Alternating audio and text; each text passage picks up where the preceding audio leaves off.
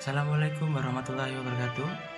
Halo teman-teman, perkenalkan nama saya Andreas Anhadi, bisa dipanggil Andreas.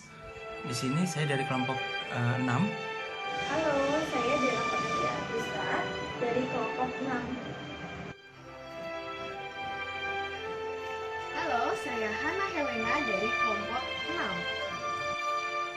6. Halo, saya Noviliani dari kelompok 6. Halo semuanya, saya Softi Pemaida, saya dari kelompok 6. Kami akan membahas tentang materi akuntansi internasional negara Jepang. Silakan menyaksikan pembahasan materi dari kami. Halo, saya akan menjelaskan tentang sistem perekonomian akuntansi di negara Jepang. Pelaporan keuangan sistem akuntansi di negara Jepang dipengaruhi oleh dua faktor penggabungan, yaitu penggabungan domestik dan juga penggabungan internasional. Pada abad awal ke-20, pengaruh dari sistem akuntansi Jepang dipengaruhi oleh negara Jerman. Lalu pada akhir abad 20 dipengaruhi oleh negara Amerika Serikat. Dan pada tahun 2001 ada perubahan besar terjadi di negara Jepang karena negara Jepang membentuk organisasi sektor swasta dalam pembuatan standar akuntansi negaranya. Terjadinya krisis ekonomi di negara Jepang yang terlihat dari pelaporan keuangan dari beberapa perusahaan yang sangat buruk. Contohnya adalah sebagai berikut. 1. Hilangnya konsolidasi standarisasi yang menyebabkan adanya perusahaan Jepang yang menutupi kerugian operasionalnya dalam usaha penggabungan. Jadi investor tidak bisa melihat apa sih keuntungan dan kerugian di perusahaan tersebut. Itu yang pertama. Lalu yang kedua, kewajiban pensiun yang tidak dibayarkan hanya 40% saja, tidak 100%. Lalu yang ketiga, pemegang saham dibebankan biaya-biaya. Jadi hanya pemegang saham yang memperoleh keuntungan yang baru dijual atau mendapatkan labanya. Perubahan besar dalam penetapan standar akuntansi di Jepang terjadi pada tahun 2001 dengan pembentukan Badan Standar Akuntansi di Jepang dan juga lembaga pengawas yang terkait dengan dikenal sebagai Lembaga Akuntansi Keuangan atau Financial Account Standard Foundation.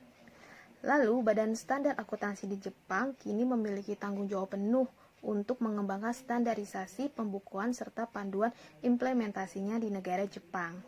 Lalu juga lembaga keuangan di negara Jepang juga bertanggung jawab untuk mendanai dan penanaman modal terhadap anggota-anggotanya.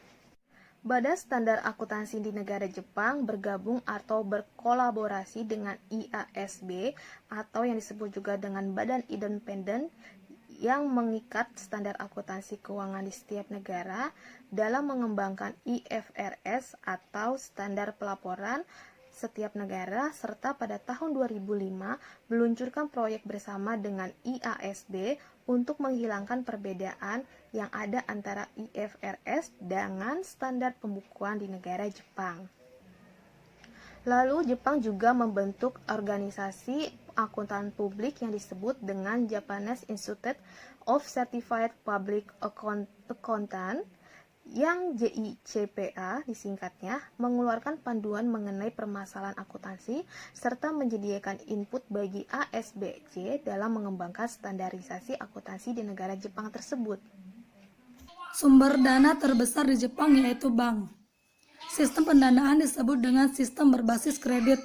Penggunaan kredit bank dan modal utang yang meluas dalam perusahaan-perusahaan di Jepang, maka pemerintah memberi fokus atas pelanggan kreditor dengan memberlakukan kontrol ketat atas berbagai usaha di Jepang seperti pengakuan laporan keuangan perusahaan kepada publik. Di sini saya akan menjelaskan tentang sistem hukum di Jepang.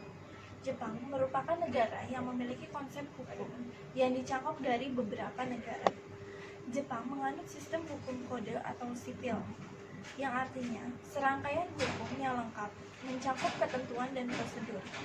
Hukum kode ini sangatlah kompleks dan lengkap. Pemerintah nasional Jepang masih memiliki pengaruh paling signifikan terhadap akuntansi di Jepang. Regulasi akuntansi didasarkan pada 3 undang-undang. Yang pertama, itu ada hukum komersil yang diatur oleh Kementerian Kehakiman atau Ministry of Justice atau MOJ.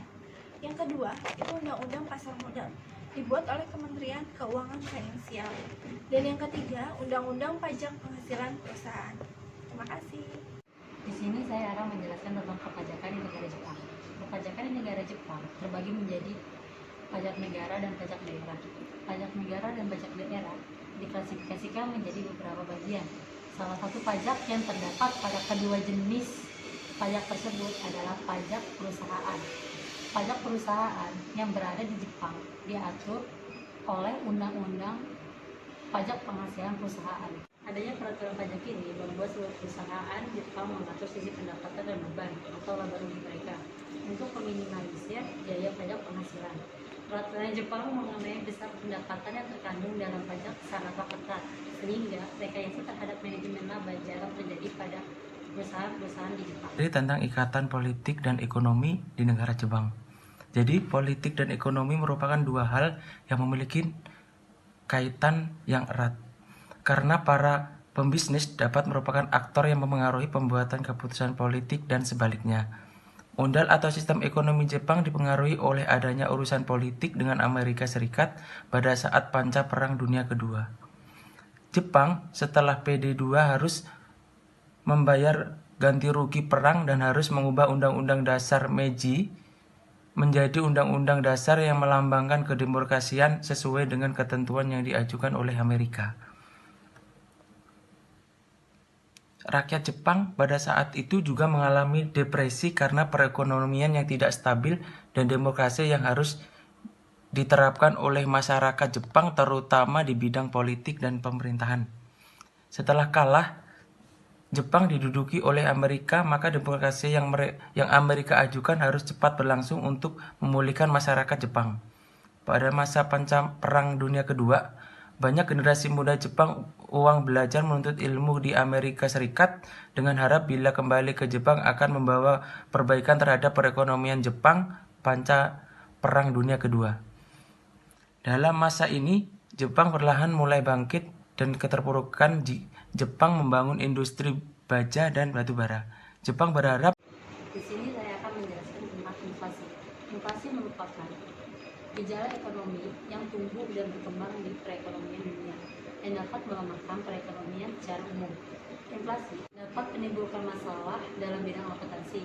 Penyajian informasi keuangan yang dilaporkan oleh akuntansi yang didasarkan pada biaya historis menjadi tidak relevan.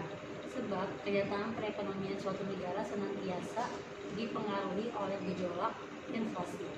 Inflasi merefleksikan tingkat harga umum yang tidak stabil.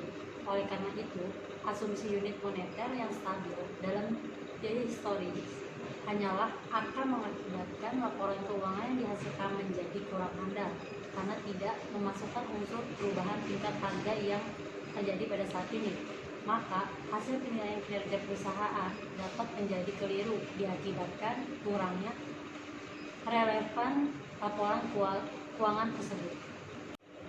Tingkat inflasi di negara Jepang tidak begitu buruk jika dibandingkan dengan negara lainnya.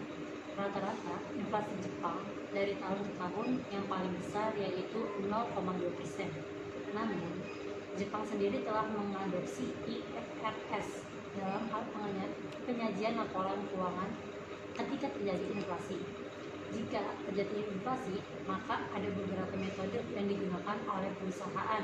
Yang pertama, menyajikan akun-akun biaya kini sebagai laporan keuangan dasar dengan akun-akun perlengkapan biaya historis. Yang kedua, menyajikan akun-akun biaya historis dengan laporan keuangan dasar dengan akun-akun perlengkapan biaya kini. Ini saya akan menjelaskan tentang tingkat perkembangan ekonomi di Jepang. Jepang merupakan salah satu negara paling maju di dunia. Saat ini, ekonomi pasar bebas dan industri Jepang merupakan yang ketiga di dunia setelah AS atau Amerika Serikat dan Republik Rakyat Cina. Dapat dilihat dari segi varietas daya beli internasional, ekonomi Jepang ini dibentuk dari semua elemen yang membentuk ekonomi modern, yaitu industri, perdagangan, pertanian, dan lain sebagainya. Industri ekspor utama Jepang adalah otomotif, elektrik konsumen, komputer, semikonduktor, besi, dan baja.